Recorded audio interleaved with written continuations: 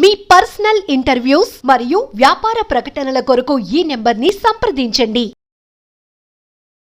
చక్కెర వ్యాధిని పూర్తిగా నయం చేసే చిట్కాలు మీకోసం అందిస్తున్నాం.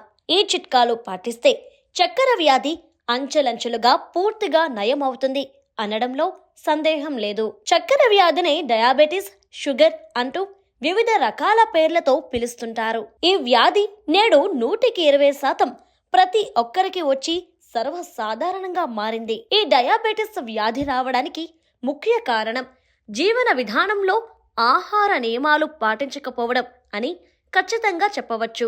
చక్కెర వ్యాధి సోకిన వారు ఎక్కువగా నీరసించిపోవడం, సెక్స్ సామర్థ్యం తగ్గడం, కిడ్నీలు ఫెయిల్ అవ్వడం, కంటి చూపు తగ్గడం, కాళ్ళు తిమ్మిర్లు, స్పర్శ జ్ఞానం లేకపోవడం, తెల్ల రక్త కణాలు తగ్గడం వంటి సమస్యలు తలెత్తుతుంటాయి. అయితే షుగర్ వచ్చిన వారు ఇంగ్లీష్ వైద్యం ద్వారా సైడ్ ఎఫెక్ట్స్ పొందే అవకాశం ఉంది అని భావిస్తుంటారు.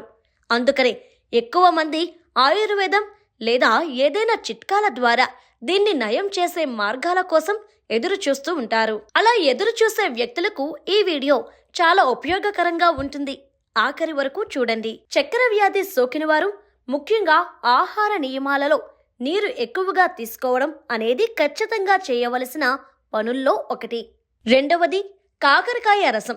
కాకరకాయల్ని కట్ చేసి మిక్సీ ఆడి కొంత నీటితో త్రాగినట్లయితే ఇది అద్భుతమైన మెడిసిన్గా పనిచేస్తుంది.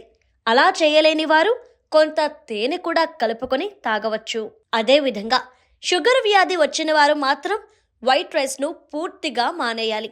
వైట్ రైస్ నేడు అనేక రకముల కెమికల్స్ వలన పాలిష్ పట్టడం వల్ల దానిపై ఉండే ఫైబర్ మొత్తం పొట్టు రూపంలో బయటకు వెళ్ళిపోతోంది. పూర్వకాలంలో వైట్ రైస్ తిన్నా కూడా షుగర్ వ్యాధి బారిన పడలేదని కొంతమంది వాదిస్తుంటారు. ఆనాడు సహజ సిద్ధంగా కెమికల్స్ లేకుండా ఆర్గానిక్ రైస్ వాడడం వల్ల రైస్ను పాలిష్ పట్టకపోవడం వారి ఆరోగ్య సూత్రంగా చెప్పుకోవచ్చు. నేడు ఆధునిక పరిస్థితుల్లో ఆనాడు మాదిరిగా రైస్ దొరకడం కష్టంగా మారింది. బ్రౌన్ రైస్ లేదా కొర్రెల అన్నం తీసుకుంటే షుగర్ వ్యాధి సోకిన వారికి ఫైబర్ అందడం వల్ల షుగర్ వ్యాధి పెరగకుండా ఉంటుందని నిపుణులు సూచిస్తున్నారు. షుగర్ వ్యాధి పూర్తిగా నయం కావడానికి మీ ఆహార నియమాలతో పాటు శారీరక శ్రమ తోడైతే, అంటే వాకింగ్, కుదిరితే చిన్నపాటి వ్యాయామాలు ఈ షుగర్ వ్యాధి నుండి పూర్తిగా బయటపడొచ్చు అని డాక్టర్లు సైతం సూచిస్తున్నారు.